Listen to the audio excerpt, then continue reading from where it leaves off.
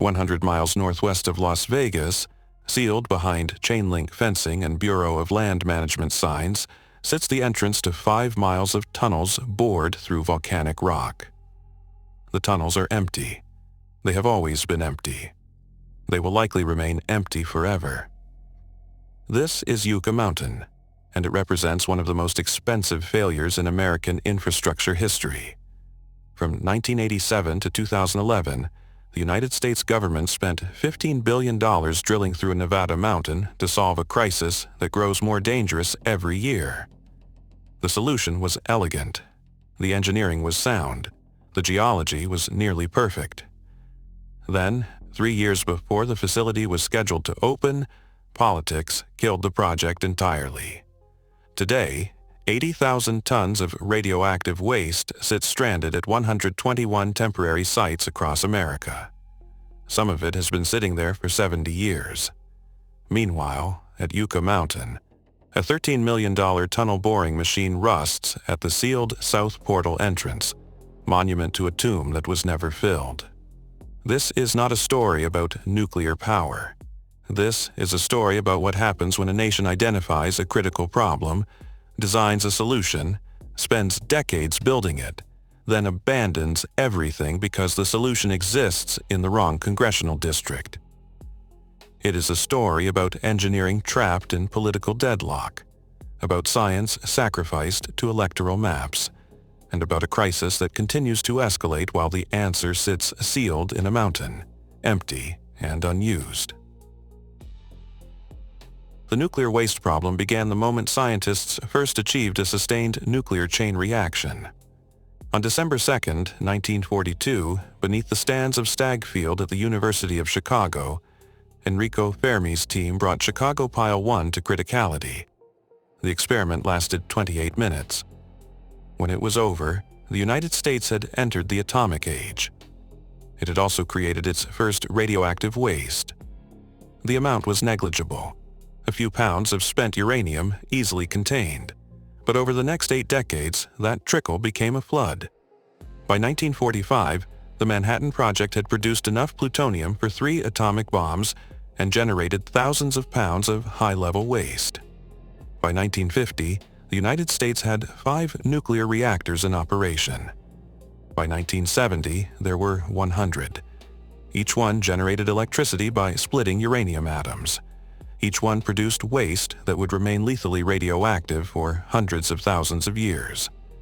The waste comes in several forms.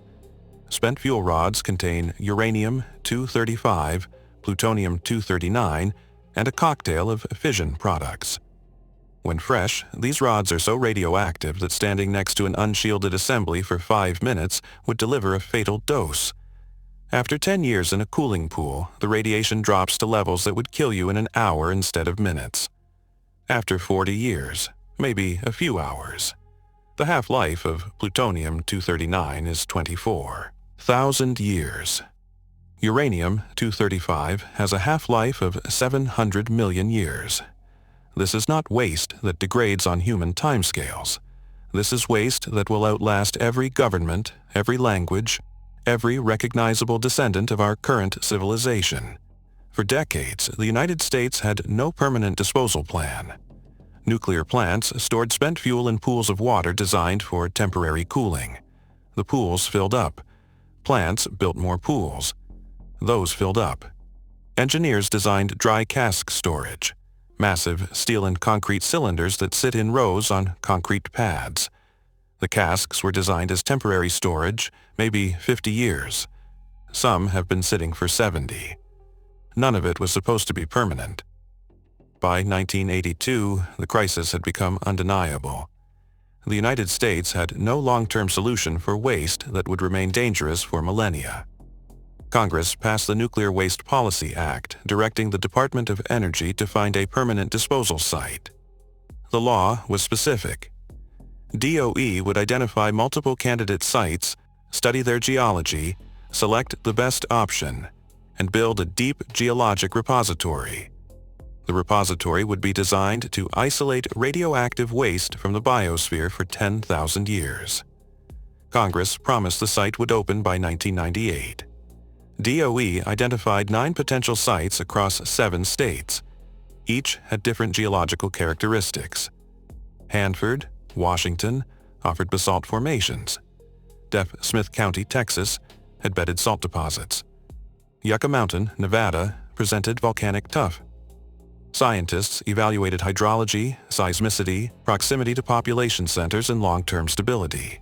For each site, DOE drilled test holes, analyzed core samples, and modeled groundwater flow. Then Congress made a decision that would define the next 4 decades of nuclear waste policy.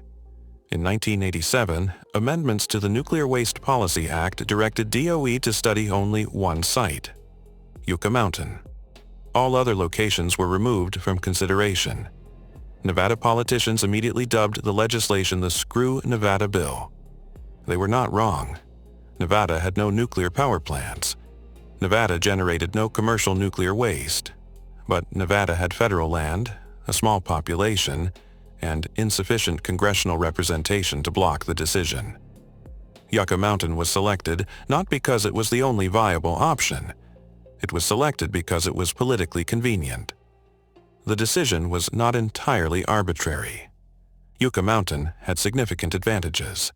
The site is located on federal land adjacent to the Nevada test site, where the United States detonated over 900 nuclear weapons between 1951 and 1992.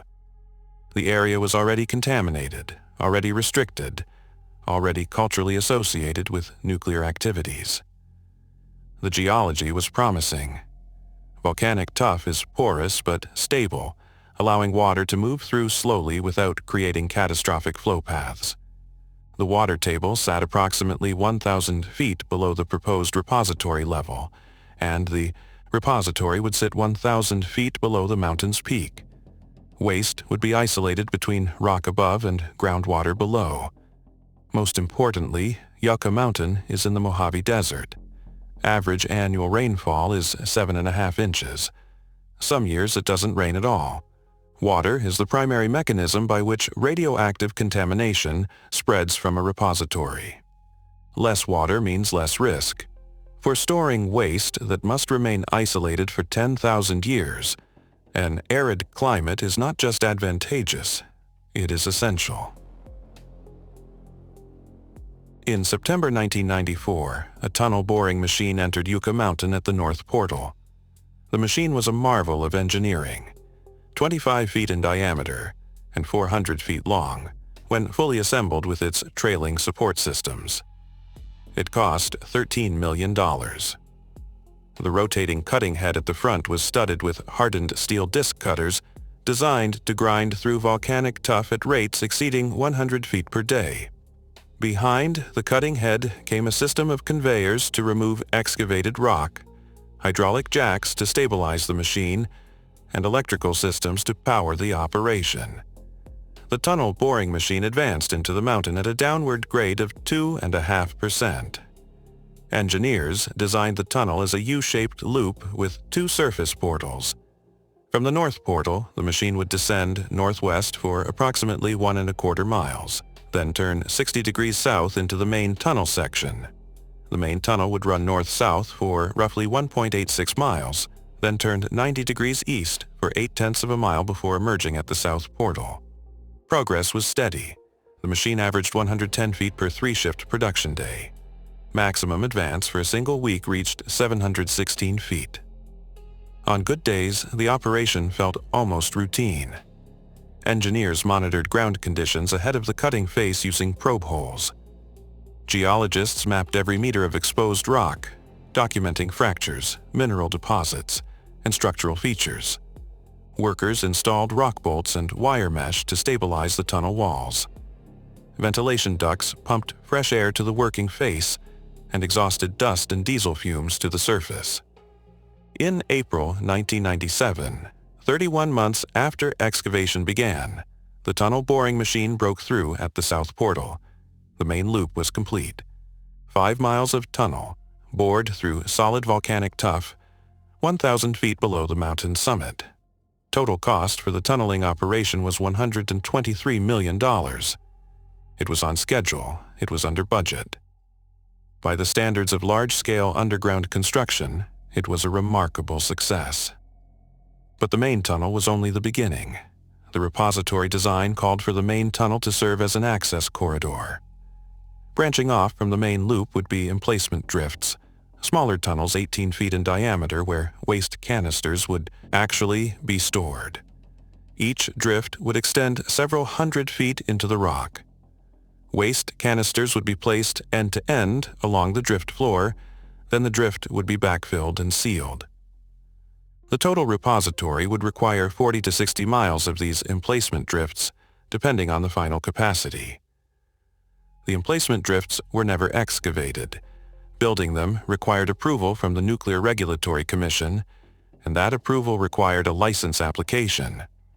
The license application required completion of the site characterization studies, so the tunneling stopped and the science began. Engineers excavated 7 testing alcoves branching off the main tunnel. These alcoves, some as long as 150 feet, became underground laboratories. Scientists installed over 8,000 measuring instruments throughout the tunnel system. Sensors monitored temperature, humidity, air pressure, rock stress, and groundwater seepage. Heaters were placed in test drifts to simulate the heat that would be generated by emplaced waste canisters. Over the first several hundred years of storage, decaying radioactive isotopes would generate tremendous heat, potentially hundreds of degrees Fahrenheit.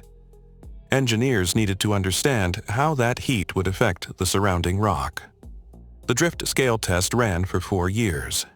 Electric heaters simulated the thermal output of 54 waste canisters. Sensors tracked how heat moved through the rock, how moisture redistributed in response to temperature gradients, how the rock expanded and contracted. The data was exhaustive. It showed that the tuff could handle the thermal load without structural failure. Water vapor driven off by heat would condense in cooler zones and drain away from the waste. The natural ventilation in the tunnels would help dissipate heat during the loading period. Hydrologists studied water movement through the mountain. They drilled boreholes thousands of feet deep, retrieved core samples, analyzed mineral deposits. One discovery troubled some researchers. Evidence suggested that surface water had traveled down through 700 feet of overburden to reach the exploratory tunnel in less than 50 years. Water was moving through the fractured tuff faster than early models had predicted. Opponents of the project seized on this finding. If water could reach the repository level in decades, what would happen over millennia? Proponents pointed to the engineered barrier system. Waste would not sit exposed in the tunnels. Each canister would be constructed from alloy 22, a corrosion-resistant material designed to remain intact for 10,000 years, even in wet conditions. The canisters would sit on pedestals inside the drifts, allowing air circulation. Drip shields would be installed over each canister to divert any water that might seep from the tunnel ceiling. Multiple barriers, multiple redundancies, multiple safety factors. In December 1997, DOE began excavating a second, exploratory tunnel perpendicular to the main loop. This east-west cross-drift was 18 feet in diameter and extended 1.6 miles, crossing from the Bow Ridge Fault area to near the Solitario Canyon Fault. The cross-drift provided additional data on subsurface geology west of the main tunnel. It also revealed something that would become a major political problem. In September 2007, geologists discovered that the Bow Ridge Fault ran hundreds of feet east of where it had been originally mapped. The fault line ran directly beneath a planned surface facility where spent fuel canisters would be cooled before being lowered into the repository. Fault lines mean seismic activity. Nevada is not a particularly seismically active region, but it is not geologically dead. Earthquakes happen. The question was whether seismic activity could compromise the repository's integrity. Engineers analyzed the data. Their conclusion was that even significant seismic events would not affect the repository. The volcanic tuff had already survived millions of years of faulting and ground motion. The rock's hydrological characteristics would not change significantly from earthquakes that might occur in the next 10,000 years. The engineered barriers would provide substantial protection even under severe seismic loading. Water table rises from seismic activity would amount to, at most, a few tens of meters, nowhere near enough to reach the repository level. But the discovery provided ammunition to project opponents. The fault was not where DOE said it was. What else had been mapped incorrectly? What other surprises waited underground? Senator Harry Reid, Nevada's senior senator and a fierce opponent of Yucca Mountain, seized on every piece of uncertain data. In media appearances and Senate floor speeches, he characterized the project as scientifically unsound, geologically unstable, and fundamentally unsafe. By 2008, Yucca Mountain was one of the most studied pieces of geology in the world. DOE had spent $9 billion on site characterization. 75,000 feet of core samples had been retrieved. 451 boreholes had been drilled, some reaching depths of 5,000 to 6,000 feet. 214 pits and trenches had been excavated. The tunnel system included over 5 miles of accessible underground area. Thousands of scientific papers had been published analyzing every aspect of the site's suitability. On June 3, 2008, DOE submitted a license application to the Nuclear Regulatory Commission to construct and operate the repository. The application filled several bookshelves. It included detailed engineering specifications, safety analyses, environmental impact assessments, and projections of repository performance over 10,000 years. The submission marked a major milestone. After 21 years of study and $9 billion in expenditure, the project was moving from characterization to licensing. The Nuclear Regulatory Commission began its review. The process was expected to take 3 to 4 years. If approved, construction of the emplacement drifts would begin around 2012. The repository would open to receive waste in 2017. That was the plan. It would never happen. On November 4, 2008, Barack Obama was elected President of the United States. During the campaign, he had promised to abandon Yucca Mountain. Nevada is a swing state. Harry Reid was Senate Majority Leader. The political calculation was straightforward. In February 2009, the Obama administration proposed eliminating all funding for Yucca Mountain in the fiscal year 2010 budget. Energy Secretary Stephen Chu announced that the administration would seek alternatives. Senator Reid declared the decision a fatal blow to the project. He had been fighting Yucca Mountain for over 20 years. Now, he had the power to kill it. On March 3, 2010, DOE filed a motion with the Nuclear Regulatory Commission to withdraw its license application with prejudice. The motion argued that Yucca Mountain was not a workable option and that DOE was terminating the project. The NRC's Atomic Safety and Licensing Board denied the motion. The board ruled that the Nuclear Waste Policy Act did not give the Energy Secretary authority to withdraw the application. The law mandated that DOE pursue the repository. Withdrawal required congressional approval. The Obama administration ignored the ruling. In the fiscal year 2011 budget, Yucca Mountain received zero funding. The Office of Civilian Radioactive Waste Management was shut down. 800 employees were laid off on March 31, 2009. By the end of fiscal year 2010, all technical staff were gone. The project was dead in everything but name. Lawsuits followed immediately. The states of Washington and South Carolina sued to force DOE to continue the project. Washington State argued that halting Yucca Mountain delayed cleanup of the Hanford Nuclear Reservation, one of the most contaminated sites in the United States. South Carolina made similar arguments about the Savannah River site. The Nuclear Energy Institute sued. The National Association of Regulatory Utility Commissioners sued. All argued the same basic point. The Nuclear Waste Policy Act required DOE to provide a permanent repository. The government could not simply abandon the project because Nevada politicians objected. The legal battles dragged on for years. Courts generally ruled that DOE had violated the law by withdrawing the license application without congressional authorization, but they could not force DOE to request funding. Congress could not force the administration to spend money on a project the president opposed. The constitutional separation of powers created a deadlock. The project remained in legal limbo, neither officially canceled nor actively pursued. In 2012, the Blue Ribbon Commission on America's Nuclear Future, established by Energy Secretary Chu, released its final report. The commission acknowledged an urgent need for a permanent geological repository. It recommended that any future facility be developed by a new independent organization with direct access to the Nuclear Waste Fund, insulated from the political and financial control that had plagued Yucca Mountain. Notably, the commission did not conclude that Yucca Mountain was scientifically unsuitable. It concluded that Yucca Mountain was politically unacceptable. That distinction is crucial. The project was not killed because the science was bad. $15 billion and 24 years of study had confirmed what geologists suspected in 1987. Yucca Mountain could safely isolate nuclear waste for 10,000 years. The volcanic tuff was stable. The arid climate was ideal. The engineered barriers provided multiple redundancies. Every technical review, including those conducted by the Nuclear Regulatory Commission's own staff, concluded that the repository could meet safety requirements. The project was killed because Nevada did not want it. Two-thirds of Nevadans opposed the repository. They argued, with considerable justification, that it was unfair to force one state to accept all of the nation's nuclear waste when that state generated none of it.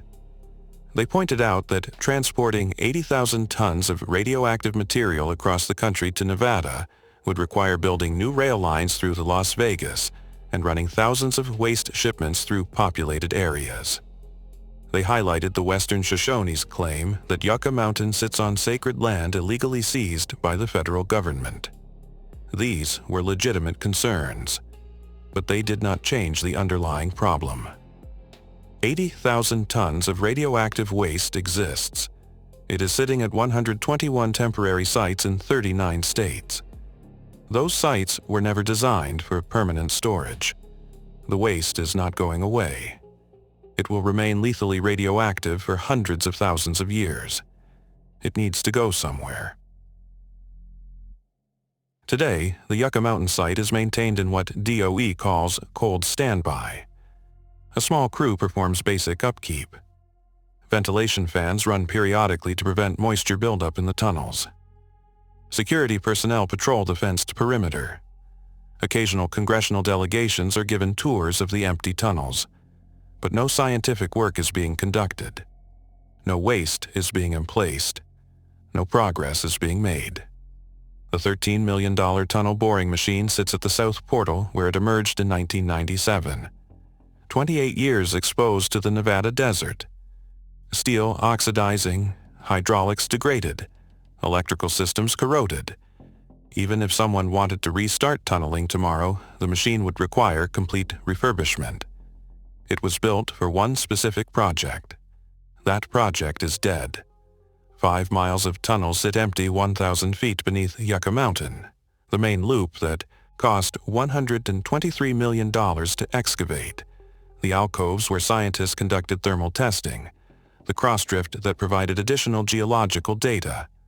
All of it dark, unused, serving no purpose. The tunnels were designed to last 10,000 years. They may never hold a single gram of radioactive waste. Meanwhile, the waste continues to accumulate. The United States has 104 commercial nuclear reactors. As of 2024, they have produced approximately 80,000 metric tons of spent fuel. That number grows by roughly 2,000 tons per year. All of it is stored at the reactor sites in cooling pools or dry casks. None of the storage is permanent. Some of the pools are running out of space. Some of the dry casks have been sitting on concrete pads for decades longer than their design life. The situation is worse than simple storage problems. Under the Nuclear Waste Policy Act, DOE was required to begin accepting spent fuel from utilities by January 1998. DOE failed to meet that deadline because Yucca Mountain was not ready. The utilities sued. Courts ruled that DOE had breached its contractual obligations. The federal government is liable for damages. As of 2024, taxpayers have paid over $9 billion in settlements to utilities for DOE's failure to take possession of spent fuel. The Department of Justice estimates total liability could exceed $30 billion. Every year the repository remains unopened, liability increases. Ratepayers are paying twice. Once through the Nuclear Waste Fund, which was supposed to finance the repository, and again through tax dollars to cover breach of contract damages. The Nuclear Waste Fund, established by the Nuclear Waste Policy Act, collects 1/10 of a cent per kilowatt-hour from nuclear electricity consumers. By 2024, the fund has accumulated over $52 billion. By law, that money can only be used for nuclear waste disposal. It sits in the Treasury, collecting interest, serving no purpose. Congress must appropriate funds from the Nuclear Waste Fund for DOE to spend them. Since 2011, Congress has appropriated $0 for Yucca Mountain. Several attempts have been made to restart the project. In 2017, the Trump administration requested $120 million to resume licensing activities. The Senate refused. In 2018, the House of Representatives passed legislation directing DOE to resume the licensing process. The bill died in the Senate. Harry Reid had retired by then, but Nevada's congressional delegation remained united in opposition. Every Nevada senator and representative, Republican and Democrat, opposed restarting Yucca Mountain. In October 2018, President Trump stated he opposed using Yucca Mountain, saying he agreed with the people of Nevada. This was a reversal from his administration's earlier position, but Trump was facing a difficult re-election campaign and could not afford to lose Nevada. Politics, once again, trumped technical considerations. Alternative proposals have emerged. Some advocate for consolidated interim storage facilities in New Mexico and Texas. These would be above-ground facilities designed to store waste for 100 years while a permanent repository is developed. Both proposed sites face fierce local opposition. Neither solves the fundamental problem. Waste that remains dangerous for hundreds of thousands of years cannot be stored above ground indefinitely. Other proposals suggest reprocessing spent fuel to extract usable uranium and plutonium, reducing the volume of waste requiring disposal. France and other countries do this successfully, but reprocessing is expensive, and it produces plutonium that could theoretically be used in nuclear weapons. The United States abandoned civilian reprocessing in the 1970s for non-proliferation reasons. No credible proposal to restart domestic reprocessing has gained political traction. Some nuclear advocates argue for advanced reactor designs that consume existing waste as fuel. Generation 4 reactors and traveling wave reactors could potentially burn spent fuel, dramatically reducing long-lived radioactive isotopes. These technologies are promising but remain unproven at commercial scale. Even if they work, they will not be deployed for decades. The waste exists now and needs disposal now. The international community is watching. Finland opened the world's first permanent deep geological repository for spent nuclear fuel in 2023. The Untold facility is built into crystalline bedrock on Olkiluoto Island. Sweden is constructing a similar repository at Forsmark. France is planning a facility in clay formations at Bura. Every major nuclear nation recognizes the same reality. High-level radioactive waste must be isolated from the biosphere in deep geological formations. There is no other viable long-term solution.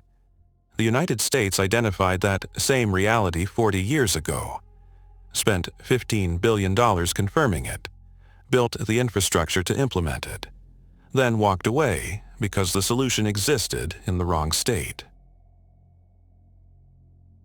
Nye County, where Yucca Mountain is located, supported the repository.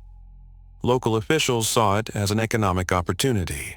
The project would have created thousands of construction jobs. The operating facility would have employed hundreds of workers for decades. Infrastructure improvements would have benefited the county.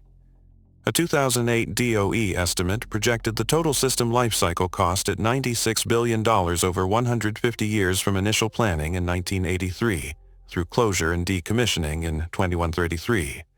Much of that money would have flowed through Nevada's economy, but Nye County is sparsely populated.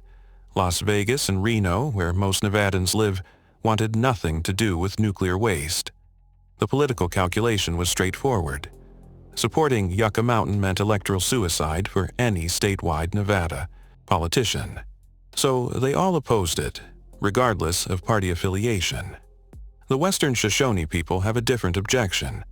They argue that Yucca Mountain, which they call Katanimi, is sacred land that was never legally ceded to the United States.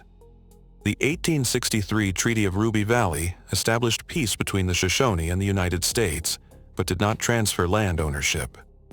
The Western Shoshone National Council has consistently opposed any development at Yucca Mountain, arguing it violates their sovereignty and desecrates sacred sites. This argument raises profound questions about environmental justice and indigenous rights. The United States has a long history of locating undesirable facilities on or near indigenous lands. Nuclear testing at the Nevada test site contaminated Western Shoshone territory for decades. Now, the government proposed using that same area for permanent waste disposal. From the Shoshone perspective, this was one more chapter in a long story of environmental racism. These concerns deserve serious consideration, but they also do not resolve the fundamental problem. 80,000 tons of waste exists. It needs permanent disposal. If not Yucca Mountain, then where? No community wants a nuclear waste repository. Every proposed site will face opposition. Environmental justice demands we not simply dump waste on marginalized communities, but it also demands we not leave increasingly dangerous temporary storage as the permanent solution. The irony is that by any objective measure, Yucca Mountain is among the best available sites: remote, arid, geologically stable, already contaminated from weapons testing, on federal land, far from population centers. If a repository cannot be built there, it likely cannot be built anywhere in the United States. Some analysts have suggested that the United States federal system makes citing a national repository essentially impossible. Any state with sufficient political power will block a repository within its borders. States without political power, like Nevada in 1987, will fight back through whatever means available, including lawsuits, regulatory challenges, and political obstruction. The result is deadlock. Other countries have addressed this through different approaches. Finland's repository is located in a community that volunteered to host it in exchange for economic benefits and a guaranteed voice in operations. Sweden's repository is similarly sited in a willing host community. France used a more technocratic approach, identifying suitable geology and then working with local governments to address concerns. None of these models translate cleanly to American politics. The Blue Ribbon Commission recommended creating an independent waste management organization modeled on international examples. This organization would be insulated from political interference and would work with communities willing to host facilities rather than imposing solutions on unwilling states. Congress has not acted on these recommendations. The political will to address nuclear waste disposal collapsed when Yucca Mountain was killed. Walk through the sealed gates at Yucca Mountain today and you enter a landscape of abandonment. Office buildings with empty parking lots, equipment yards with rusting machinery, the north portal entrance sealed with concrete barriers, warning signs advising that the area is restricted, security cameras monitoring an empty desert. A few times per year, DOE allows congressional delegations or journalists to tour the tunnels. Visitors board a small rail car at the north portal. The gates open.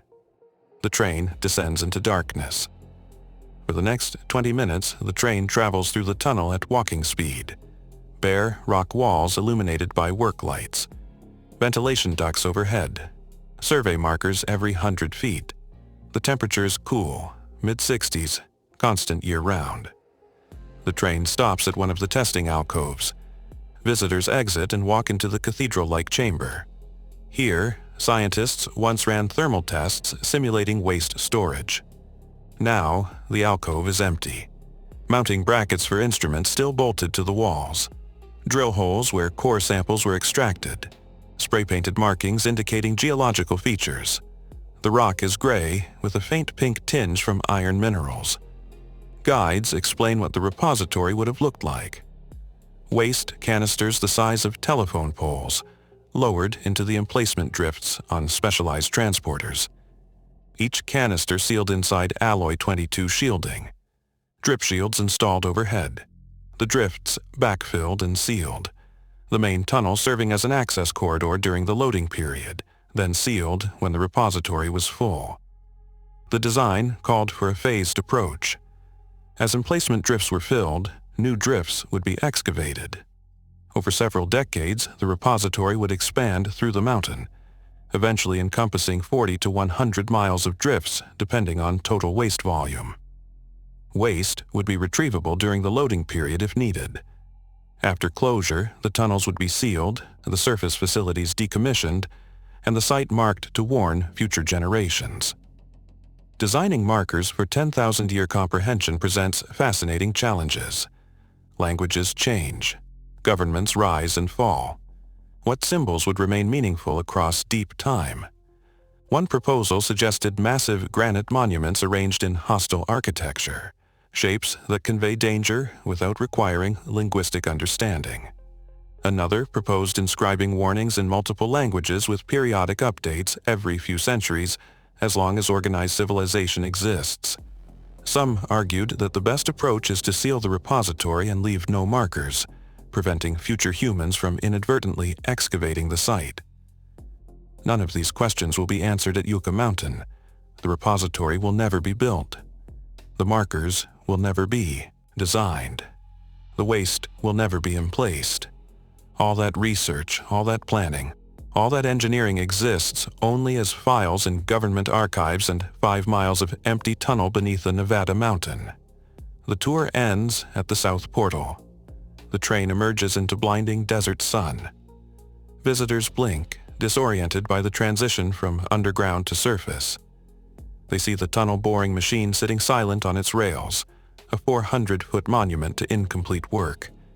Then they board buses and return to Las Vegas, where they can lose money in air-conditioned casinos and forget about radioactive waste for a while. The waste does not forget about them. At San Onofre Nuclear Generating Station in California, 536 tons of spent fuel sits in dry casks on a concrete pad 100 yards from the Pacific Ocean. The plant shut down in 2012. The fuel will remain radioactive for hundreds of thousands of years. It was supposed to go to Yucca Mountain. Instead, it sits on the California coast, waiting for a solution that will never come.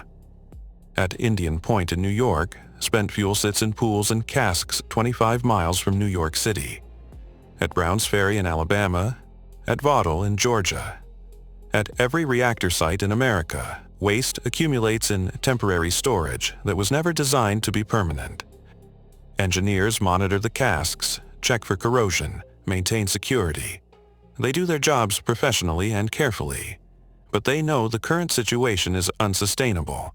Some of the waste dates to the 1960s.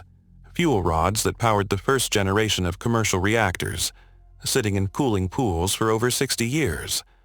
The zirconium cladding around the fuel is degrading. Water chemistry must be carefully controlled to prevent corrosion. If a pool loses water from an earthquake or accident, the fuel could overheat and catch fire, releasing massive amounts of radioactive material. This has not happened in the United States, but it happened at Fukushima in 2011. The risk is real. Dry cask storage is safer than pools, but it was designed as an interim measure. The casks sit outdoors on concrete pads, exposed to weather. They are designed to last 50 to 100 years. Some are approaching the end of their design life. What happens when the casks fail? Can the waste be safely transferred to new casks? Will the facilities still exist to do that transfer? These are questions no one wants to answer. The United States is not the only country facing these problems, but it is the only major nuclear nation without a clear path to permanent disposal. And it is the only country that spent $15 billion building a repository, confirmed it would work, then abandoned it for purely political reasons. In 2023, Wyoming Senator John Barrasso introduced legislation to restart the Yucca Mountain licensing process. The bill would require the Nuclear Regulatory Commission to complete its review of DOE's 2008 license application. It would appropriate funds to resume work on the project. It would set firm deadlines for decision-making. Nevada Senator Catherine Cortez Masto immediately announced her opposition. Every member of Nevada's congressional delegation opposed the bill. The legislation went nowhere. The pattern has repeated multiple times since 2011. Bills introduced. Nevada opposes. Bills die, nothing changes.